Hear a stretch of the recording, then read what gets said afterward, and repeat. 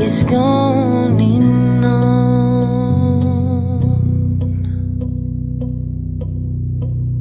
Bonjour et bienvenue dans cette nouvelle vidéo critique sur la chaîne Les Bêtises. Alors aujourd'hui, on va critiquer la série La Casa de Papel, donc pour la saison 4.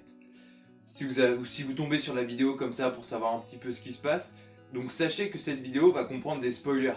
Donc si vous voulez regarder la série, ne regardez pas la vidéo forcément parce que sinon il y a des choses où vous allez être au courant avant de regarder et ce serait bien dommage parce que on a une saison 4 qui est particulièrement intéressante, même s'il y a des choses que je trouve un peu moins bien, mais dans la construction, dans le développement, il y a beaucoup de choses qui sont très fortes et ce serait bête de se gâcher ces choses-là. Ok, mais ça n'empêche que j'ai sorti une critique sur mon compte Instagram, donc ça s'affiche actuellement ici, et que en parallèle de cette vidéo, j'ai sorti une vidéo théorie sur la saison 5 de la Casa de Papel. Du coup, c'est parti, commençons. Donc déjà, comme j'ai expliqué juste avant, je trouve la saison très intéressante. Alors il y a des choses qui m'ont pas plu, parce que ça se voit que voilà, on est là pour faire des saisons supplémentaires, voilà, pour gagner de l'argent, pour faire durer la série le plus longtemps possible, ce qui est un peu casse-couille. Mais bon, il y a des choses qui sont quand même très intéressantes. Premier point. Du coup, on va réexpliquer un petit peu ce qui se passe par rapport à la saison 3. Donc si on se rappelle bien, dans la fin de la saison 3, Nairobi a pris une balle. Du coup, on savait pas trop ce qui allait se passer. Saison 4, Nairobi va donc être soigné. Pendant cette saison 4, je trouve que c'est donc ce personnage qui a été le plus développé. Et après, je l'ai pas vu venir, mais c'était très intelligent de leur part de dire on va développer pas mal ce personnage pour que quand elle se fait tuer, donc dans l'épisode 6, que ça fasse un petit peu mal parce que du coup on savait qu'elle attendait de faire plein de choses après le casse, avoir un enfant, etc. Sa petite relation avec Bogota qui se peaufine petit à petit. Ça c'est dans les points faibles de la série, hein, parce qu'il y a beaucoup trop de relations amoureuses, c'est un peu casse-couille. Tout est construit autour de Nairobi là justement pour qu'on s'intéresse, pour qu'on ait des liens avec ce personnage. Et la faire mourir, j'ai trouvé ça assez intelligent de dire en fait elle a survécu entre guillemets et derrière il peut rien lui arriver. Alors que là clairement ils nous ont montré que s'il pouvait lui arriver quelque chose, et c'est là où ça fait un peu mal et là elle est vraiment morte. Donc on retrouve un petit peu la même chose qu'on avait avec Moscou en fait dans la saison 2 quand il est mort lui à son tour. Donc ça c'est un des gros points forts je trouve, c'est d'avoir axé à fond sur le côté de Nairobi et de l'avoir tué derrière alors qu'on l'avait sauvé juste avant. Donc ça j'ai trouvé ça assez intéressant et assez traumatisant, assez choquant par rapport à la fin de la saison 3 et le début de la saison 4. Donc dans les premiers épisodes en rapport à ça, du coup elle se fait soigner et à ce moment-là il y a un petit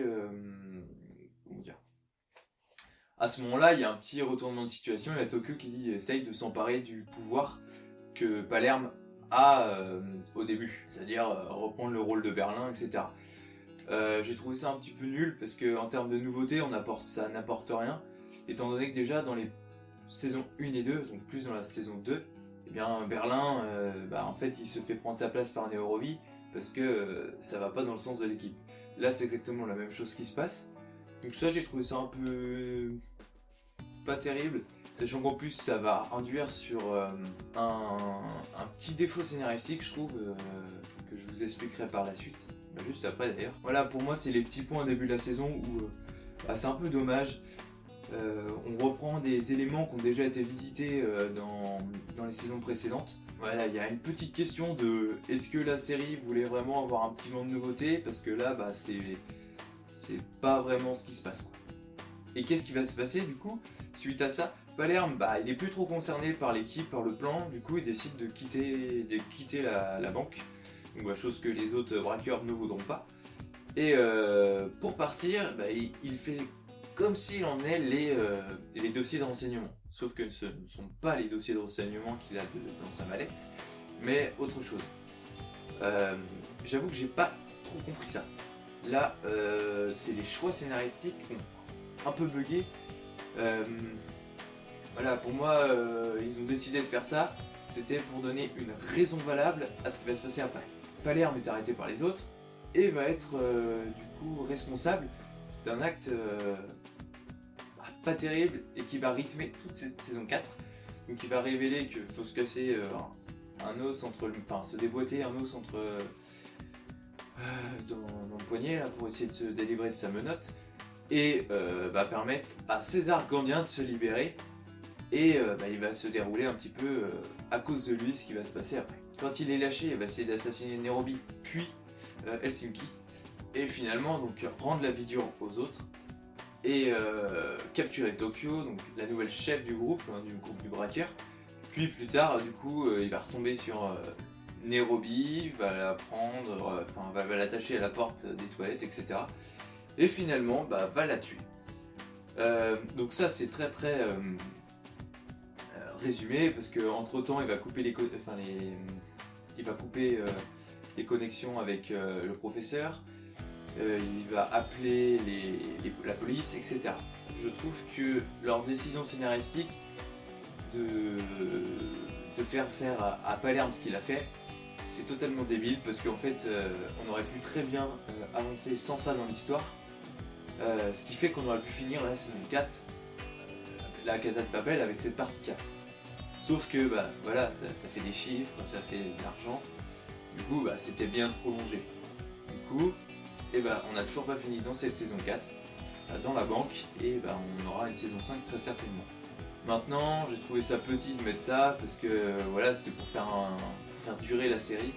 C'est un point positif comme un point négatif, parce que pour moi ça empêche l'histoire d'avancer, mais en même temps, c'est assez intéressant de voir que les braqueurs sont dans une nouvelle situation de crise. Voilà. Et comment ça va être réglé, etc. Et ça va se conclure par la mort de Nairobi. Et puis jusqu'à la fin, du coup, parce qu'ils vont se servir de ce personnage délivré pour avoir le retour de Raquel Muriel dans leur rang. Alors ça c'est pareil. Quelle est l'utilité d'amener Raquel dans la banque, étant donné que le professeur n'est déjà pas sûr de faire sortir tout le monde? Voilà, moi c'est des questions là que je me pose quand même, parce que on a des choix scénaristiques un peu bizarres, hein, c'est-à-dire que on n'hésite pas à leur faire prendre des risques, alors que c'est pas très logique par rapport à ce qui se passe. Bon, maintenant, on verra ce que ça donnera dans la saison 5. J'en ai pas forcément parlé de ça, de l'apport de Raquel dans l'équipe, parce que pour moi, ça n'apporte rien du tout, c'est juste pour dire, on savait pas trop quoi faire du personnage par la suite, du coup on va l'intégrer dans l'équipe, et puis elle va faire comme les autres. Voilà, pour moi, le seul choix scénaristique de l'avoir amené dans la banque. Pour la suite, par rapport, par exemple, au personnage, du coup, on est quand même très loin d'un gros développement sur les braqueurs. Voilà, on essaye de donner une petite importance à Denver, à Stockholm, dans tout ça. Avec Rio, on essaye de leur trouver d'autres relations en fait. Et voilà, c'est juste pour les garder dans l'intrigue. Mais très clairement, l'intrigue là de cette saison 4, elle s'en fiche totalement de la plupart des personnages. On reste assez concentré sur Palerme, Berlin et le professeur dans le passé. Voilà, sur la planification du plan, etc. On reste aussi sur Nairobi à fond. Voilà, c'est vraiment le personnage de Nairobi qui est ciblé dans cette saison. Et puis tout le développement du professeur et de Alicia Sierra. Du coup, elle, on la développe aussi jusqu'à la fin pour tomber sur la route du professeur. Et elle était vachement mieux développée dans cette saison 4 que dans la saison 3 déjà. Comme d'autres personnages aussi qui ont commencé à avoir un peu plus d'importance. Par exemple Marseille, parce qu'on a un très long moment entre Marseille et le professeur, où tous les deux ils sont en train de régler les petits soucis, les petits paramètres pour tout remettre dans l'ordre. Ça, j'ai trouvé ça aussi très intéressant, voilà, de donner une importance supérieure à de nouveaux personnages. Et et de faire oublier un petit peu ceux qu'on connaît déjà. Maintenant, Marseille, tout ça, ils ont une implication tout de suite sur ce qui se passe. Et c'est plutôt cool. Je veux dire, on a un nouveau personnage, on le connaît un peu plus, même sur Sierra. Le petit truc avec Lisbonne, du coup, où les deux, on est là, tu vois, quand même, c'est deux qui sont chargés quand même des gros trucs en Espagne à la suite. Donc Raquel dans la saison 1, saison 2, et puis elle dans la saison 3, saison 4. On voit que les deux femmes, elles se tirent un petit peu le chapeau pour savoir qui c'est qui est la plus forte. Elle a presque fait craquer Lisbonne, mais magie du scénario et du génitisme, ça ne se dit pas, mais c'est pas grave, du génie du professeur, et elle arrive à comprendre que le professeur pense à elle, etc. Ce qui fait qu'en fait, on a plein d'éléments comme ça qui s'enchaînent, et ça manque parfois de cohérence dans la série en elle-même. Il y a souvent des choses qui vont se passer très lentement, d'autres qu'on va squeezer, on va se retrouver très vite sur un autre événement qui va être très long. Et même là, du coup, on a le plan avec le professeur, où du coup on a le plan Paris, ou je sais plus trop comment ils appellent ça. Mais du coup tout ça s'enchaîne parce que Raquel n'a pas dit ce qu'il fallait dire. Sauf que, en attendant, si elle avait pas vu la montre du professeur au poignet de l'agent de police, ça veut dire qu'elle aurait tout dit et ce plan-là n'aurait pas pu se faire. Donc voilà, il y a plein de manques de cohérence comme ça, alors qu'elle était très bien au courant de ce plan-là. Maintenant, c'est comme toute la série en elle-même, comme je disais avant, il y a toujours des manques de cohérence aussi, des plans, des choses comme ça, il se passe des trucs, le plan d'après, tu comprends pas pourquoi la situation elle est comme ça. Ouais, mais bon, tant pis, hein. Voilà, ça fait partie du jeu de la Casa de Papel, etc. Voilà, je pense que j'ai à peu près tout dit sur l'implication des personnages, etc. Maintenant, j'ai parlé un petit peu du braquage, les personnages, même si j'ai pas trop développé le professeur, qui a une implication du coup avec Marseille beaucoup, mais c'est quand même pas mal intéressant. On peut parler aussi de ce qui se passe dans la police intérieure. On peut voir que tout se déchire, parce que par rapport à la torture, etc., aux arrestations, il y a tout qui se tire un petit peu. Et du coup, pour le moment, dans la police, ça pète. Alors que même Candia, qui est du coup dans la fabrique, ils n'arrivent pas encore à se décider pour attaquer des deux côtés. Ce qui fait que ça laisse du temps aux braqueurs qui pourront pas gérer les deux problèmes en fait. Et du coup, là aussi, génie du scénario, c'est que les deux n'attaquent pas en même temps, ce qui fait que les braqueurs règlent un problème à la fois. On va rentrer sur le rythme de la série avec la musique. On va commencer par la musique. La musique est toujours très présente, c'est les mêmes thèmes durant toutes les saisons, mais ça fonctionne. C'est-à-dire que c'est exactement les musiques qu'il faut là pour rendre un petit peu de stress dans le visionnage, etc. Et c'est pour ça que la série est si bien réussie dans ce niveau-là, c'est qu'en termes de rythme, c'est une série très très rythmée. C'est-à-dire que la musique va accompagner le scénario et puis ce rythme. Donc comme je vous le disais aussi avec ces petites incohérences dans le scénario, c'est que des fois on a des phases qui sont très longues, des fois des phases très courtes, et c'est ça qui fait que c'est très rythmé. Après, ce que j'ai pas mal aimé aussi dans le montage et dans la réalisation, c'est que il y a des fois où on a des plans où en fait on revient, par exemple les groupes sont séparés et on revient par exemple 5 minutes plus tôt, 50 minutes plus tôt, 48 heures avant, comme dans le dernier épisode par exemple. Et je trouve ça assez intéressant que on revienne dans le passé. Et autre chose aussi par rapport à la coupure, du coup avec ce tempo, c'est aussi les phases dans le passé, toujours ce qu'on a où on comprend un petit peu ce que le professeur a fait, a prévu, avant de les voir vraiment dans la série. Donc voilà, en termes de rythme, musique, ils ont la sauce parfaite pour réussir. C'est pour ça que je pense que beaucoup vont regarder cette série à fond dans les premiers jours, c'est parce que c'est hyper facile à regarder quoi, et puis une fois que t'es dedans, c'est pas facile de lâcher.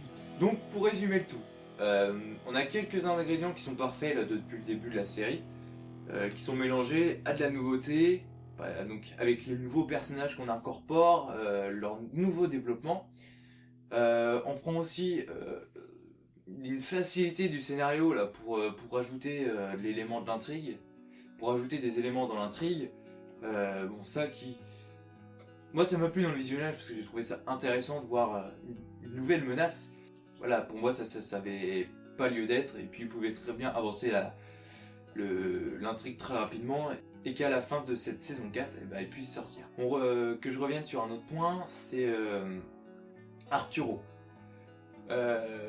Donc, lui, il n'était pas dans les otages dans la saison 3, et en gros, pendant un petit laps de temps où les deux groupes étaient un petit peu... ils savaient pas trop quoi faire, Arturito est rentré dans la banque et tout simplement pour jouer les héros.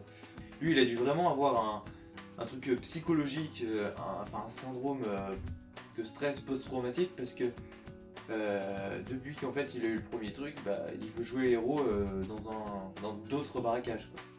Donc le mec il rentre et il casse ses couilles. Clairement, il est là pour faire chier. Il demande encore aux autres à faire ce que lui ne peut pas faire. Du coup, ce qui fait que en fait il veut jouer les héros, mais en même temps il a pas les couilles de le faire. Et autre point un peu bizarre, c'est qu'il veut violer les femmes. Et alors ça, j'avoue que j'ai pas trop compris pourquoi il veut faire ça. Pour moi, mon analyse de pourquoi il fait ça, c'est tout simplement parce que il est encore traumatisé de la première fois. Je pense que on va pas se mentir, et que il a carrément pété un plomb dans sa tête. Après, bon voilà, c'est un personnage qui a un peu d'audace, mais malheureusement dans le groupe d'otages, quand il arrive à se rebeller, c'est qu'il y a Manny, un nouveau personnage encore. On en apprend un petit peu, mais pas trop. Hein. C'est surtout pour intégrer un personnage transgenre. Voilà. Bon, ça passe, mais quelle est l'utilité d'instaurer un personnage juste pour dire qu'il est transgenre? Ça, c'est juste pour représenter toutes les minorités. Maintenant, ce personnage n'aurait pas été présent, Arturito aurait pu commettre l'irréparable et puis arriver à faire s'évader tous les étages. Le braquage aurait été terminé parce que les otages seraient sortis, et puis la police aurait donc pu procéder comme il le voulait dans l'arrestation des braqueurs. Donc voilà, il y a pas mal, on commence à avoir quand même pas mal d'éléments qui font que à tout moment il y a un truc qui fonctionne pas, ou ils se font tous arrêter en fait. Et du coup on arrive à la fin où le professeur il se fait il est en ligne de mire de Alicia Sierra. Voilà, là je pense que j'en ai vraiment terminé. Du coup, ceci marque la fin de la vidéo. Si elle t'a plu, tu n'hésites pas, hein, tu peux lâcher un petit commentaire déjà pour dire si elle t'a plu, le petit like, le petit pouce bleu qui fait plaisir, et n'hésite pas à aller voir la vidéo théorie sur la Casa de Papel saison 5. D'accord ? Bon, sur ce, moi je t'invite à t'abonner, à activer la cloche si ce n'est pas déjà fait, hein, pour manquer aucune vidéo de la chaîne sur les prochains jours. Sur ce, c'était Les Bêtises, à très bientôt pour de nouvelles vidéos critiques.